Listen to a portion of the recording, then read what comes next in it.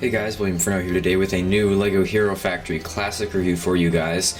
As you know, these reviews are meant for the people who want to see them, not for the people who don't want to see them. These reviews are meant to go over sets that I never got the chance to go over on my YouTube channel, so I will be doing them now. And this time we are going to take a look at Drilldozer from the 2011 Winter Wave. So before we get into him, I'm just going to just look at the stuff that he came with. So obviously we have the box here. And he was one of these smaller villains at 61 pieces. And on the back here, the hero he was put up against on the package was Nex. And then it shows as a sphere shooting function, I guess. So, and then on the instruction booklet, of course it's the same picture. In the front here, we give you a larger picture of Drilldozer versus Nex. And then in the back here, it would show you a nice poster for the entire Winter Wave. And then over here, it would show you the website in the game. And then the recon team, which if you don't know what that is, I will go over that later in a different review of the entirety of 2011. Also, before I get into this review, we're going to be taking a look at some of the parts that came with the set that people, noticed that were recolored, new, or just, different in all.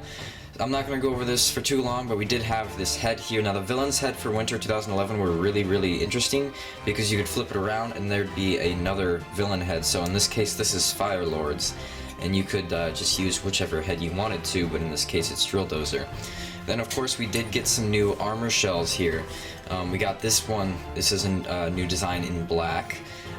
We got some silver shells, and I guess I forgot to mention that we also do have a black shell on here, which silver and black shells were not introduced on the heroes. We have a printed shell with some fire detailing on it, which is really nice. We have some armor add-ons in red and silver. We got some bone pieces in red, and of course elongated bones, 2 pinholes, and then short bones, and then regular bones. And again, these are all new parts for this wave. We got the spike piece that will be used a lot later. We got the Zamor sphere, which is melded with kind of an orangish yellow and a red. And then we got this armor piece, which is going to be used for many years to come as well. And these two pieces are actually very exclusive to Drilldozer. This piece being the most interesting because LEGO has not brought this back since Drilldozer, and it has only been used on this set. It basically just kind of cups around the shoulders, and it connects on 2 ball joints, and it has these 2 parts. So, these 2 pinholes on each side. So this piece could be so useful, but LEGO didn't use it for anything else.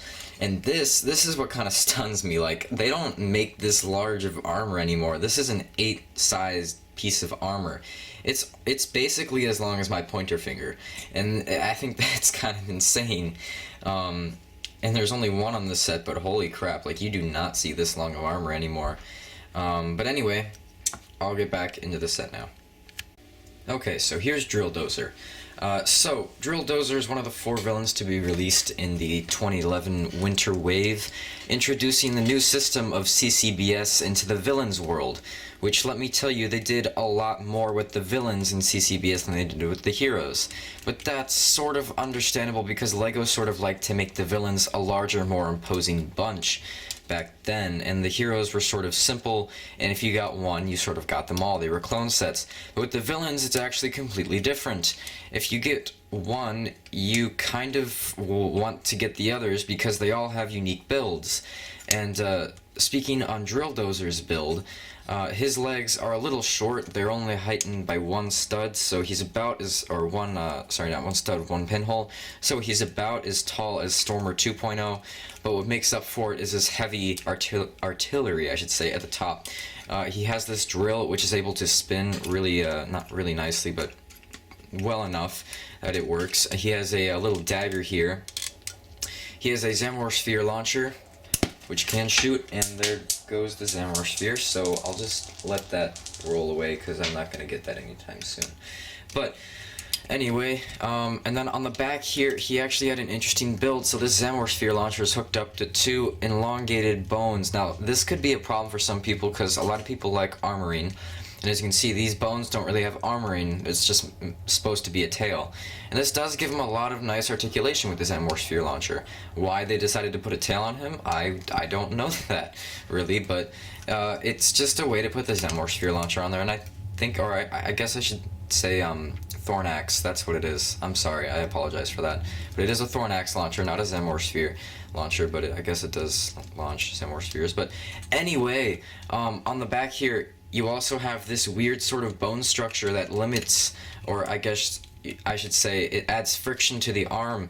So when you move the arm, this also moves with it. This could be a problem for some people because it just limits the arm articulation, and some could wonder why they did this. I just think it's there to just sort of just differentiate the villains from the other villains. I honestly can't tell you a really good reason why LEGO would have done this, but I guess it also did introduce this double-sided socket piece that I forgot to mention. The arm here is also, the arms were also built completely different. This one is sort of like a normal arm build, minus some armor down here. They sort of just decided to put this dagger here, which sort of makes up for the armor. As you can see, it covers it up pretty nicely.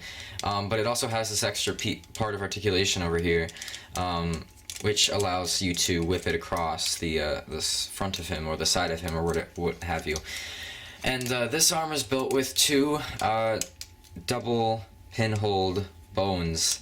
And they aren't, one of them is not a locked joint, so they're both very open, sort of like some of the arms are built today. And for some people that might be a problem because just because the articulation is kind of wacky over here, and also just because of the large pieces of armor that they put on over here. But for me, it's not really a huge problem. I do like the fire shooting piece they added back here. It looks like fire is kind of shooting out the back of his drill, and the little tube here that they decided to coil into his fire piece here. So overall, it looks really nice. And then over here we have sort of this this long armor piece, and then the shoulder pads I was talking about, and they really go together well to create the entire torso armor for him, as well as the add-on right here, which kind of acts as a core to the fire villains, which you can also find one in silver on his arm right here. And then he has a ton of spikes on him. He has 4 on this leg, 1 on this leg, 2 up here, and then 1 here. So I also recently put back together Jetbug and realized he had a lot of red spikes on him too. So that's kind of also an aesthetic that all the villains carry. And then of course this head is with a Glyptorian head up there, so it does give a little bit of a glow, an orange glow back there, which looks really, really nice in my opinion. He has these little horns right here, which just add a little bit of detail to him, which is kind of nice, I guess. And then of course we have these kind of feet pieces. I kind of forget where they were introduced, but they were used in the first wave of Hero Factory's villains as well. Okay, color scheme wise, he's okay. He's not the best, but it's pretty consistent if you ask me, consisting of black, silver, red, and a little bit of gunmetal, I'd say, and little accents of maybe orange here and there. So overall, it does kind of it does give off the fire villain look. I think it works really, really nice actually. Yeah, overall, he's also really nicely armored on the back because there's not really armoring except for these back shoulder sort of pieces. But the only problem I would have with the mask is that it kind of looks weird from behind because Firelord is kind of staring at you when you look at him from behind. So that's a little bit of a problem. I guess another problem might be the articulation in some places. Like the arm here has 3 points of articulation, and this arm has 2, and it's sort of limited. So that might be kind of annoying to people, I guess. And also the height. I just feel like the height of this guy, he's a little too stubby. He also has 2 points of neck articulation. I guess I should mention that. Or 3, technically. So 1, 2, 3, yeah. So 3. And that also creates a more diverse look for him. But I guess the main problem with him is that he's just a little stubby because he's got such a large upper torso and a lot of weaponry up there, and his legs are just a little short. So I think that's a problem I would have with him. But other than that, honestly, he portrays me as one of my favorite fire villains. When I got him, I just loved his build. I loved how fun and diverse he was from the rest of the villains, and I just think he may not seem like it, but in my opinion, he is sort of a solid set. he brings off this really disturbing feel with all the different abstract features he has going on with him. And to be one of the first CCBS villains ever introduced, he's pretty good for this kind of set. I mean, I guess some people might disagree with me just because of the few problems he has, like the arm articulation, the lack of armor on some of the joints back here, and overall just some of the little ticks that he has.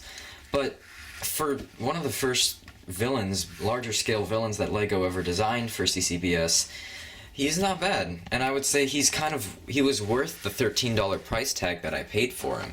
Because if you didn't know, back then the medium-sized sets, just 4 years ago, were only about $13 retail. And I know that for a fact, so you don't have to, like, contradict me on anything. I mean, I guess at some stores like Toys R Us, they were a little overpriced at $15, and LEGO eventually would just move the price up to $15, which is kind of a problem. But these sets were normally, these medium-sized sets were normally like $15. So, yeah. This is Drilldozer, and overall, I give him an 8 out of 10. I mean, he's a pretty solid set, and I really do like him for one of the first, villains that LEGO ever really created for CCBS. So next, I will be going over Jetbug, and then I will be going over Nitro Blast, and then Firelord, and then the entirety of 2011 Winter Wave. Alright, so hopefully you guys enjoyed this review. I will see you guys later.